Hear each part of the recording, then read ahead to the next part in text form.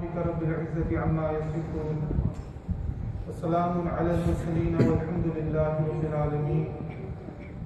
اللهم صل على سيدنا محمد وعلى آل سيدنا محمد وبارك وسلم. اللهم صل على سيدنا محمد وعلى آل سيدنا محمد وبارك وسلم. اللهم صل على سيدنا محمد وعلى آل سيدنا محمد وبارك وسلم. Allah subhanahu wa ta'ala is our master and our creator, and He has sent down insaniyat or humanity as ashraful makhluqat, as the best of creation. And each and every one of us, we are a manifestation of Allah subhanahu wa ta'ala's creativity, His absolute power, His majesty. Now each and every one of us, we have been sent down for a very specific purpose. Maqsad-e-Zindagi, or the purpose of our life, is servitude towards Allah subhanahu wa ta'ala, is to understand and recognize our ubudiyyah. And the maqsad-e-hayat, the purpose of our existence, is to be able to remember Allah subhanahu wa ta'ala in each and every second of our life. And just like in our life, we find there are things that are useful to us as long as they are fulfilling their purpose. For example, you get a car.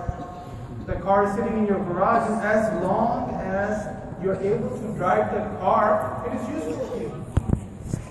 But as soon as it stops driving, it's just taking up space. Think of an expensive gadget that you buy, a computer, a laptop. Exactly like that. As long as you're able to use it, it serves its purpose, it is useful to you. Otherwise, it's just taking up space. Human beings are no different. As long as we understand, recognize our maqsad in this dunya, we attach ourselves to that purpose, find meaning in what Allah subhanahu wa ta'ala wants from us, that person is useful in this world. Otherwise, he's just taking up space, taking up resources. So to be able to remember Allah subhanahu wa ta'ala, it is a very key concept in the Quran. It is a very key concept. That we live a life of dhikr, we live a life of remembrance. So much so that Allah subhanahu wa ta'ala mentioned in the Quran, the sign of intelligent people, that intelligent people are those الَّذِينَ يَذْكُرُونَ اللَّهَ قِيَامًا وَقُعُودًا وَعَلَى جُنُوبِهِمْ, who are able to remember Allah subhanahu wa ta'ala while they're standing in the halat of qiyam, or while they're sitting down, or while they are lying down. There's no other position. So it means being able to remember Allah subhanahu wa ta'ala in every single position that we are in. And what kind of remembrance is asked from us? Actually, we are ordered. Ya ayyuhalladhina amanu, those people who profess to iman, profess to faith, udhkurullaha dhikran kathira, that you must be able to remember Allah subhanahu wa ta'ala with kathra. In Arabic, kathra is more than half. That more than half of our time, literally, should be spent in that awareness, in that dhikr, in that remembrance of Allah. That is what is required. But a lot of times we find ourselves that we are people who forget easily. I guess this is human nature, being able to forget. On one level, it is good that we're able to forget certain things. Otherwise, if we had any loss in our lives, if we were unable to forget it, we would be unable to move on from it. Right? If somebody's parents, they pass away, somebody's loved ones, they pass away, if we are unable to forget that event, people would just not be able to move forward in their life. So on some level, there is rahmah in being able to forget. However, when it becomes to such an extent that we are forgetful and heedless of our Rabb, Allah subhanahu wa ta'ala, and we forget that promise that each and every one of us made to Allah subhanahu wa ta'ala. What is that promise? Allah ta'ala created all the nufus, all the arwah, And he posed a single question to every single human soul. What was the question? Alastu bi rabbikum? Am I not your Lord? And at that moment, all of the arwah, they had the ma'rifat of Allah subhanahu wa ta'ala. And everybody in unison said one thing, Qalu, Lana. For sure, Allah, you are our love, our sustainer, our beloved. You are everything to us. And so when we came into this world, we entered into this state of forgetfulness, state of ignorance. And so what we need to try to do is to try to come out of that state of ignorance. Come out of that state of ghafla that we are in. And to be able to remind ourselves, to be able to remember, to have the adrak, that intuition of that promise that we made to Allah. That yes, Allah, only you matter to us. Only you are it in our life. So when we are going through this journey of life, each and every one of us, basically we need to be able to come out of that sleep. Come out of that slumber and wake up. Wake up to the reality of our life. Why we are here, what are we doing here? And be able to figure out those answers real quick, because life isn't that long. Honestly, my dear brothers, you think about it, it just seems like it was yesterday, it was 2005. And now you're thinking about it's 2015 and almost half of the year's gone already. Whatever happened to time? Years are literally passing by like months pass by, weeks pass by. That quickly. So we need to be able to understand our maqsad, wake up sooner than later. So we are able to do something with our life. Make our lives count. Have meaningful existence. Not have like a general average kind of existence, the 9 to 5 monotonous life that everybody lives. No. A Muslim is supposed to be beyond that. Because they are the ones who really recognize Allah subhanahu wa ta'ala. And they are the ones who need to be able to make something out of their lives as well. That is why Allah subhanahu wa ta'ala mentions in the Quran, He says that people's reckonings, meaning their hisab, is drawing near. That hisab is coming like that. Yet they are in a state of ghafla. They're in a state of heedlessness. Meaning they don't think about it. They don't worry about it. Literally like an ostrich. If you look at an ostrich, when it's in danger, it just puts its head inside the sand. And it just hopes that it will pass away. Exactly like that, we are in a state of ghafla ourselves. Imam Ghazali rahmatullah, he explains this in a very beautiful anecdote. He says that there was once a person who was walking in the wilderness when he heard a very ferocious roar behind him. And so he looked, and there was a vicious lion that was running after him. He became afraid and so scared that he ran from it. He couldn't find any place to climb, so he looked around and he came across a well. And so he decided the next best thing is that I should jump in the well and at least save my life. So he was about to jump inside. He looked inside, and there was a poisonous snake that was swimming around. And now the snake looked up and saw that its next meal is right there. And this person was really worried. He was worried for his life. The lion was coming near, and the snake was waiting for him. He didn't know what to do. So he looked around, and on the wall of the well, he found some grass, some weed growing. And so he decided that I will hang myself from it. And I will wait it out. The lion, it will give up, it will go away, and the snake will give up as well. So he literally climbed down and he hung himself from that weed, that grass that was growing on the wall. While he was waiting, the lion came, it looked down, now he's waiting that the person will climb up. The snake is waiting that he will fall down. And this poor guy is just hanging from that weed. Right at the moment, there were two mice, a black and a white one. They came from a hole in the well. They started coming and gnawing and nibbling on the grass that he was hanging from. Just imagine, just put yourself in that person's shoes. You're hanging, and the thing that you're hanging from, it's being gnawed and it's being nibbled away. And now he didn't know what to do. utter despair. So right at the moment, he felt something drop on his cheek and he checked it. And he saw that there was a beehive and the bees had left it and it was full of honey. And so honey was dripping down. So what did he do? He closed his eyes, he opened up his mouth and he started enjoying the honey. He forgot about the lion, he forgot about the snake, he forgot about the thread that he was hanging on from, he forgot about the mice, he forgot all of these things. And he just closed his eyes to reality, started enjoying the honey. And so Imam Ghazali says that this is the human condition. Every human being is exactly like that. And he says that the lion that is running after the person is Malakul Maut. He's the angel of death. He's just waiting for the signal. So he can pounce and literally take our souls away from us. And that snake that is swimming around in the well water, that is the punishment of the grave, and we all have to meet our graves. We all have to go to our qubur. And that grass, that weed that he's hanging on from, that is literally the days, the amount of life that is left.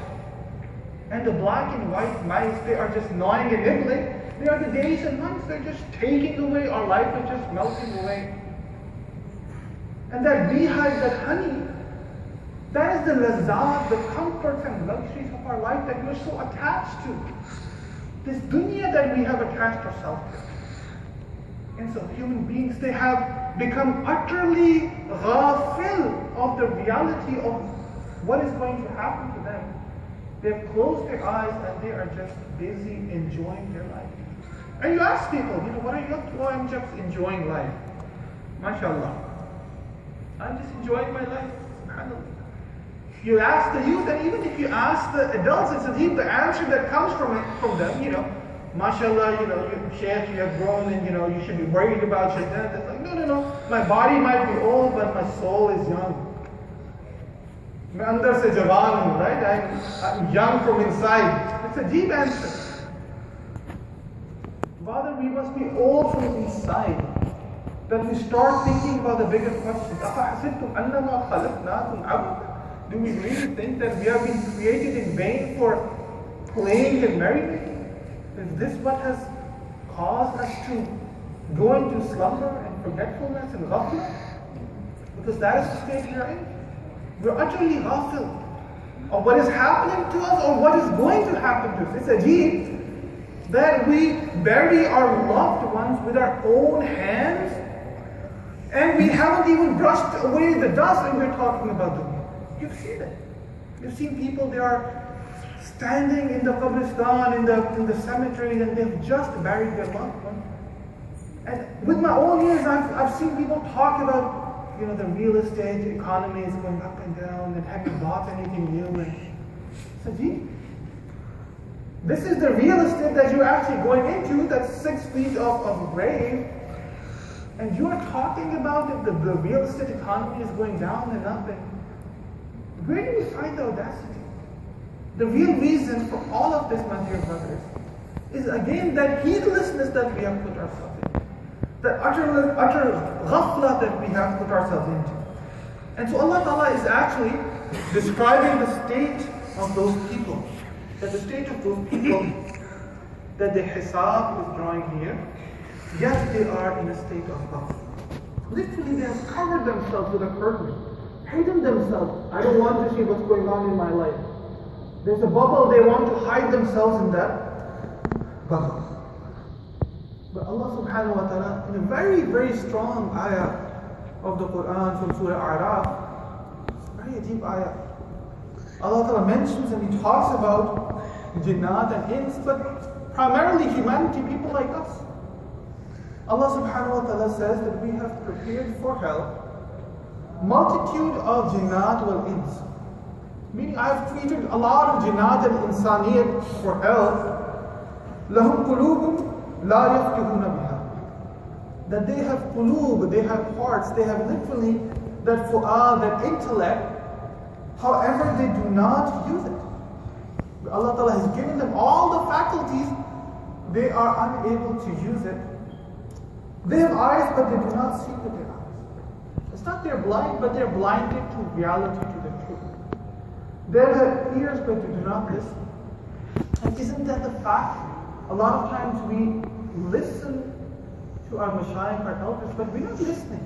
We just hear and it just goes in one ear and it exits out from the other. We don't listen with the intention of changing our life. That is why our lives don't change. Because the intention isn't there. A lot of times we just come because, alhamdulillah, there's a dinner after the bayan. Right? So we don't really come. We listen, we have ears, but we're not really listening with it. So again, that ghafla, Allah subhanahu wa ta'ala says, these people are like dumb beasts. They're like dumb animals. Bal hum adhal. Don't even call them dumb animals because they are even worse than dumb animals. It's ajib, the way that Allah subhanahu wa ta'ala, there's so much power in this ayah. That these people have everything in their life that you need to make sense of your life, but they don't use it, and so they are like dumb beasts. Bal hum adhal. They're even worse than dumb beasts. And then Allah subhanahu wa ta'ala mentions who these people are who have been prepared for Jahannam. That Jahannam is their abode. Jahannam is the destination. Ulaika humul ghafilun. These are the people who are utterly heedless. So one nishani, one sign of such people literally is that people who are in ghafla, in heedlessness, not aware of Allah subhanahu wa ta'ala. Allah subhanahu wa ta'ala has prepared hell for each and every one of them. And it's indeed they're being compared with animals. But in reality, if you think about it, animals in general are very aware creatures. Unless they've been domesticated, right? Then we rub off our ghafla to them as well. We had a small kitten in New York, and it was domesticated, obviously. And because of that, it was totally unaware. It would just sit on the bed, and people would come and people would go. It had no idea what was going around it. And then a ajib thing happened. We were traveling like one of these trips, and somehow, the animal was left outside. And now the kitten was in the wild. Really, it faced all of the dangers. And after we came, after a few days, when we approached the kitten, slight sound, it would just jump up. Slight sound, it would just move its ears around. It was just looking for danger around. So really, thinking about it, is us human beings that we have rubbed off our ghafla even to animals. That in general, their reality is they're very aware creatures, always aware of the dangers around them. But once they come in contact with human beings, they even lose their awareness. And they become ghafil just like each and every one. So why is it important to understand ghafla? Why is it important to realize what awareness is? Because if you think about it, the root cause of all the disobedience, of all the sins in our life, is that heedlessness towards Allah subhanahu wa ta'ala. Why do we sin? The fact that we sin, the fact that we are disobedient, the fact that we do these amal is exactly because of this. Because we forget that Allah Ta'ala is with us. We forget that Allah Ta'ala is watching us. He mentions in the Quran, وَمَعَكُمْ فَإِنَّمَا كُنْتُمْ فِي wherever you are.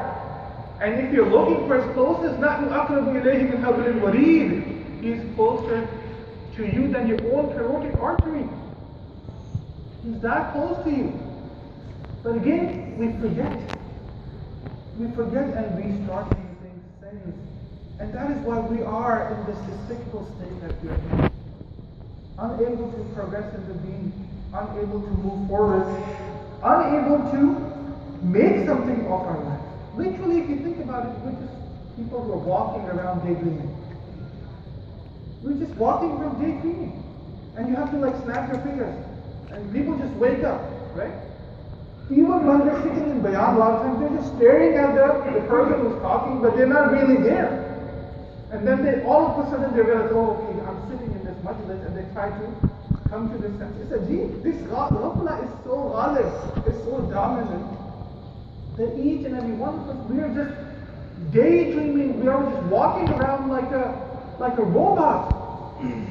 Daydreaming, thinking, and we can't even stop in our salah. We can't stop daydreaming. That is why we're thinking about what we'll do. We'll go home, we'll watch that sports game, we'll play that video game, we'll watch that movie, we'll go on the internet, we'll do all of these things. So even when we are in the state of ibadah, in the state of remembrance, salat is a form of dhikr.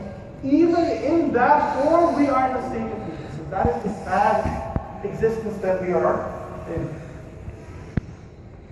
So my dear brothers, all Allah subhanahu wa ta'ala wants us to do is just wake up. Jahannam is real, and Jannah is real, and accountability is real, death is real, we'll all taste it. Life is temporary. So we need to make ourselves aware. And if you look at it, it's human nature that when people realize and when people understand and when people inculcate in them that they're being watched, when they are in the state of awareness, they are able to change their behaviors a lot. And this is just like scientific research. That is why if you go in cities like London, for example, there are cameras everywhere. There are cameras literally every corner. Why is that? Even if that camera is not on, but it will cause a person to react in a very different way. People goes into a supermarket and he has the intention that I will shoplift. He looks around and all of a sudden he sees a camera. What does he do? He stops. Behavior is changed. Right? Even if the camera is not, he has no idea. He doesn't know if there's an eye watching him. But he thinks that he's being watched. And it changes everything about him. It takes him out of that ghafla. And it puts them in the form of awareness that I'm being watched and doesn't do it.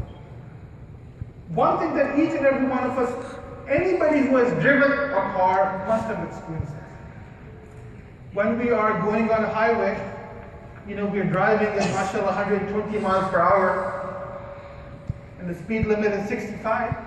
Alhamdulillah, again, we are in daydreaming, we're just driving the car, no idea where we're going, we're just a very robotic way. And then all of a sudden, what do we see? We see those lights, red and blue lights. What happens? Those lights take us out from a state of ghafla and put us in a state of awareness, vigilance. What do we do? What does everybody do? Do they speed up even more? No. Everybody just applies the brakes. Everybody slows down. Why? Because you are afraid of consequences. You are afraid of being caught. And so our nature, our behavior changes. This deen wants to inculcate this behavior in us. That is why 1400 years ago, Allah subhanahu wa ta'ala, He gave this message to Rasulullah sallallahu alaihi wasallam, that He knows the khiyanat of our eyes and what is hidden in our hearts. Again, Allah Ta'ala wants us to be aware that every single second of your life, you must be aware that I am watching. And there are literally two kinds of awareness that the Quran talks about. One is the kind of awareness that we call taqwa. And in this kind of awareness, in being in Allah conscious state, the khashiyat of Allah subhanahu wa ta'ala, or the fear of Allah subhanahu wa ta'ala is ghalib. Meaning the jalal of the Rabb is ghalib. And so because of that fear that person has of Allah subhanahu wa ta'ala, the person is able to control his behavior. That is the first kind of awareness. And then the second kind of awareness that Rasulullah sallallahu alaihi wasallam mentions, and it's mentioned in the Quran as well, where Allah Ta'ala says, Inna Allah yuhibbul muhsineen, people of excellence, and Prophet sallallahu alaihi wasallam explained what the ihsan is. That is again another form of awareness of Allah Ta'ala, but in this awareness, the jamal, the beauty of Allah subhanahu wa ta'ala is high. So because of that love, that emotional connection, a person is able to stay away from certain kind of behavior. So whether it is taqwa or whether it is ihsan, being in a state of awareness of Allah subhanahu wa ta'ala is a must. It is absolutely a must for every single human being, every single Muslim. Because when we talk about this deen of Islam, Rasulullah sallallahu alaihi wasallam in a very sahih hadith, when the angel Jibreel alayhi salam came to him and he asked him certain questions, Wal Iman, Wal Islam, Wal Ihsan, and he answered those questions. And when he answered them, he said that, the angel came so he could teach you your deen, your way of life. So when he talked about Iman, he talked about the aqaid of the Muslims. When he talked about Islam, literally has to do with our physical form. It has to do with all the fiqh, and the fiqh of salat and salat and zakat and all of the things around us that we do with our physical form.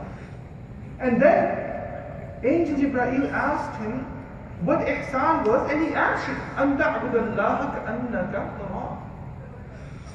That you worship Allah subhanahu wa ta'ala as if you see Him. So a state is being described.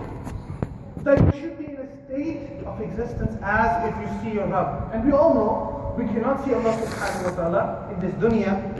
Allah ta'ala has reserved Jannah for that. But as if we are seeing Allah subhanahu wa ta'ala.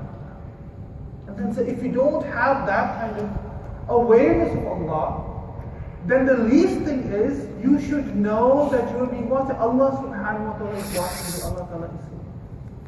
So that is a lower level, but that is the least amount of awareness that Allah subhanahu wa ta'ala wants from each and every one. That is required from us.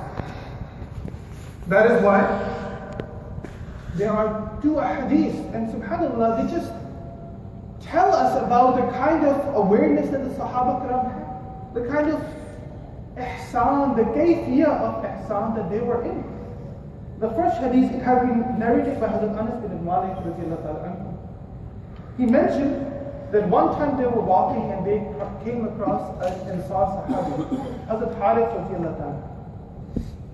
And so Prophet sallallahu alayhi wa sallam asked him a question. كيف أصبحت يا حارث? How was your morning, O Harith? And Harith radiallahu ta'ala, he replied that my morning was that I was a mu'min haqqa, that I was a pakka mu'min. I was a strong and devout mu'min. And Prophet ﷺ asked him, well, you are making this claim. Every claim has some reality to it, has some indications to it. What is the indication of your claim? You're making this big claim that I am a pakka mu'min. So what is the indication of your claim? How do you prove? What is the daleel behind your claim? And his answer is ajib. His answer is ajib. It's a beautiful answer. Al-Harith answered that my soul has become averse to this dunya. He's describing this kayfiyah, that I have experienced zuhud fi dunya, that my soul is detached from this dunya and has fled from it. Meaning, instead of running for the dunya, I'm running away from the dunya. I have made my nights sleepless. What does that mean? That I stand in qiyam in front of Allah subhanahu wa ta'ala. Not in front of TV, not playing video games. I have made my nights sleepless by doing ibadat and dhikr of Allah subhanahu wa ta'ala. And I have made my days full of thirst. What does that mean? That I fast during the day. It is now, and now he's describing his spirituality. It is now as if I am in front of the throne of Allah. I feel that the arsh of Allah subhanahu wa ta'ala is in front of me. SubhanAllah, this state to be in. It is as if I am gazing upon people of the Jannah, visiting each other, and it is as if I am gazing upon people of the fire, trying to help each other. When Prophet ﷺ heard this, he said that you have gained vision. That you have gained vision. You have this inner sight. Hold on to it. Hold on to it. He's describing a person of sight. Not a person, subhanAllah, who has 20/20 vision, but a person who has realized the reality of dunya. This is what dunya is. I've become averse to it. I'm not running after this. I'm making my life count. And then Rasulullah sallallahu alayhi wa sallam, he turned to Hazrat Anas radiallahu ta'ala and he said, this is a servant whose heart is enlightened with Iman. We talk about the halawat of Iman, the sweetness of Iman. We want that our Iman should be raised and we should have. This is what he's talking about. This is the sermon. This is an act of Allah subhanahu wa ta'ala, whose heart is enlightened with faith and Iman. Allah Akbar. What a beautiful place to be. And there's another hadith. Mu'adh ibn Jabal radiyallahu ta'ala anhu. One time he came upon Rasulullah sallallahu alaihi wasallam and he was crying and he was weeping. And Rasulullah sallallahu alaihi wasallam asked him the same question. Same question. How was your day? How was your morning? And he answered beautifully. He said that I do not get up in the morning each day. Said I do not expect to live to the evening. Meaning I wake up in the morning, I'm not expecting to meet my evening. And I do not find myself in the evening that I do not have this expectation that I will live to see the morning. And I do not take a single step, I do not expect to follow it with Allah. SubhanAllah. He's not planning to live to be 65 and to get his retirement and IRAs and retire in Florida. No. Mu'adh ibn Jabal was explaining that I take one step and my yaqeen and my value of this life is I don't even expect that I will take the second step. It's Ajib, subhanAllah, what a state to be in. And then he explains again his state of consciousness and awareness. It is as if I see the day of judgment where every nation is kneeling and every nation is called to its book of records, the Nama Amal, and whatever is written in it. And the prophets of the nation are with him, and the idols, whatever the nations worship, the idols are right next to them.